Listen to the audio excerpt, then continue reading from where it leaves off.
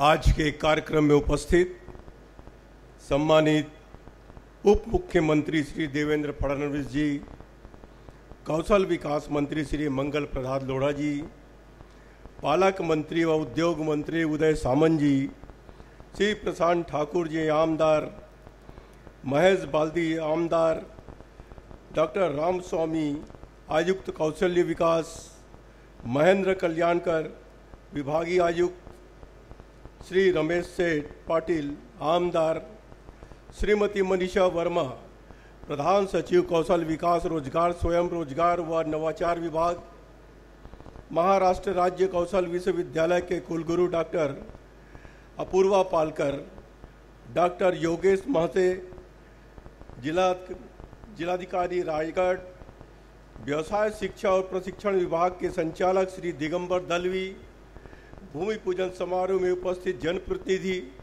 देवियों एवं सज्जनों, गुड़ी पड़वा से महाराष्ट्र में नव वर्ष का आरंभ हुआ है।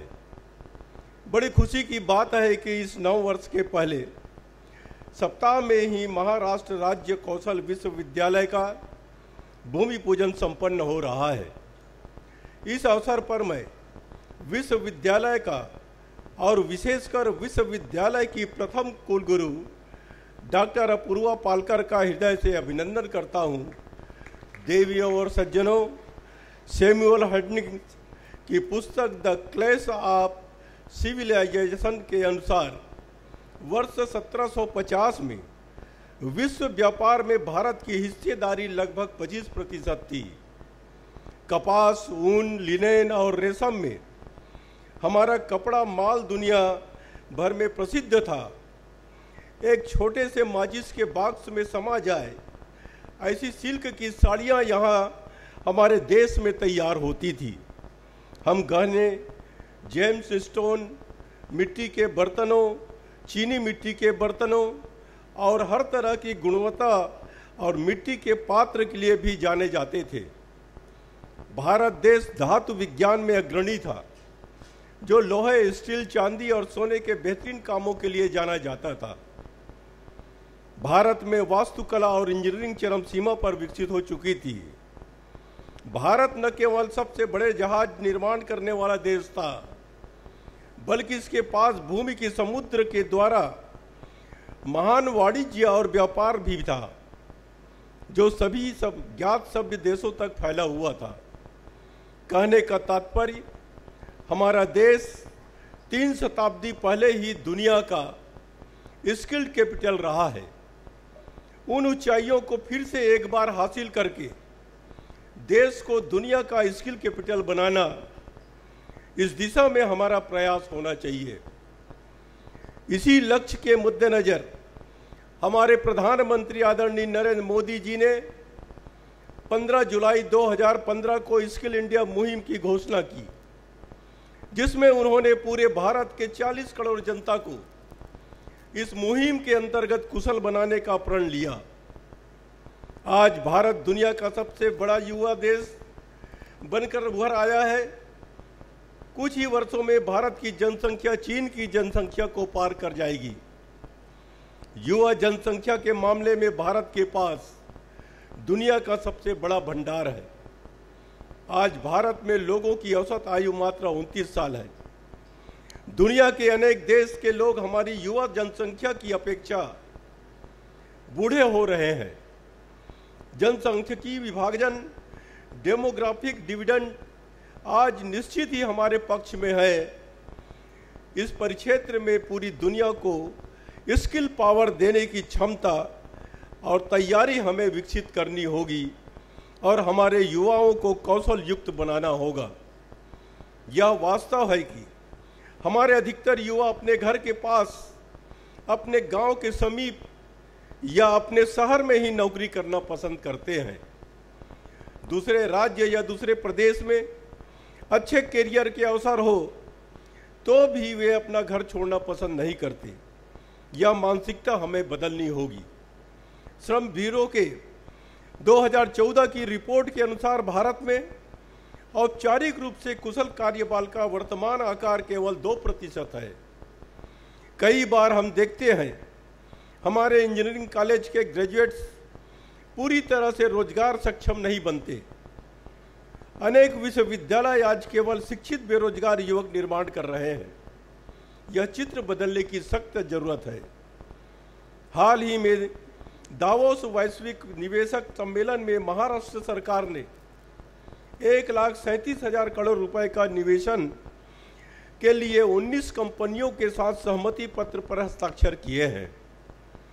इसके तहत राज्य में आने वाले अधिकतर रोजगार के अवसर हमारे युवाओं को मिले, इसके लिए हमें युवाओं को पर्याप्त स्किल प्रदान करने होंगे। सॉफ्ट स्किल्स विकास की तरफ भी हमें विशेष तौर पर ध्यान देने की जरूरत है। सरकार द्वारा आरंभ किए गए स्किल इंडिया मिशन का लक्ष्य कौशल प्रदान करते हुए रोजगार के लिए कुशल कार्य बल तैयार करना है। मिशन का लक्ष्य 40 करोड़ से अधिक लोगों को कौशल प्रदान करना तथा उनकी पसंद के कौशलों का प्रशिक्षण देते हुए उनकी रोजगार संबंधी योग्यता को बढ़ाना है। समावेशी वृद्धि के लिए सभी स्तरों पर कुशल मानव संसाधन अनिवार्य है। सरकारी एजेंसियां और व्यवस्था अकेले यह कार्य पूरा नहीं कर सकते।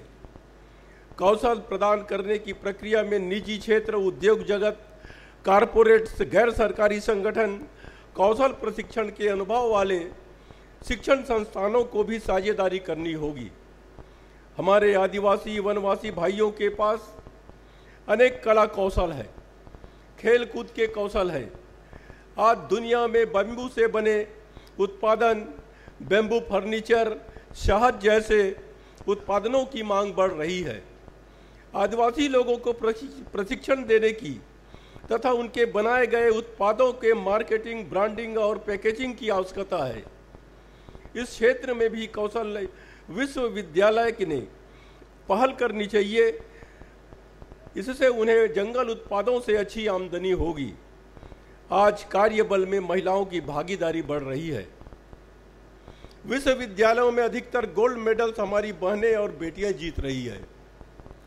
मेरा आग्रह है कौशल विश्वविद्यालय महिला और वर्किंग वुमेन के लिए अभिनव कोर्सेज डिजाइन करें ताकि कार्यबल में महिलाओं की भागीदारी और भी बढ़े। प्रधानमंत्री श्री नरेंद्र मोदी ने स्किल, री स्किल और अप स्किल पर जोर दिया है। सरकारी संस्थान, विश्वविद्यालय, प्राइवेट सेक्टर में हर 3 वर्षों के बाद कर्मचारियों को नए प्रशिक्षण, स्किल अपग्रेडेशन की आवश्यकता होती है। कौशल विश्वविद्यालय ने स्किल अपग्रेडेशन के लिए भी कार्यक्रम बनाने चाहिए। कौशल विकास जन आंदोलन बने, इसके लिए हम सबको प्रयास करने होंगे।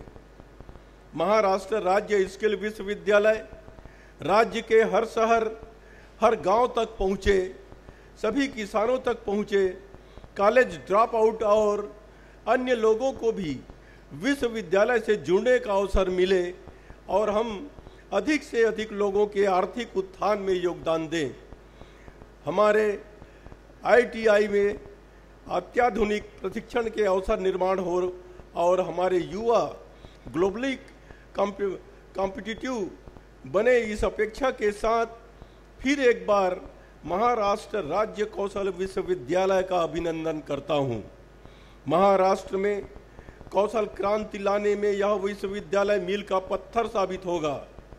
ऐसी उम्मीद है कि विश्वास के साथ आप सभी को शुभकामनाएं देता हूं। जय हिंद, जय महाराष्ट्र।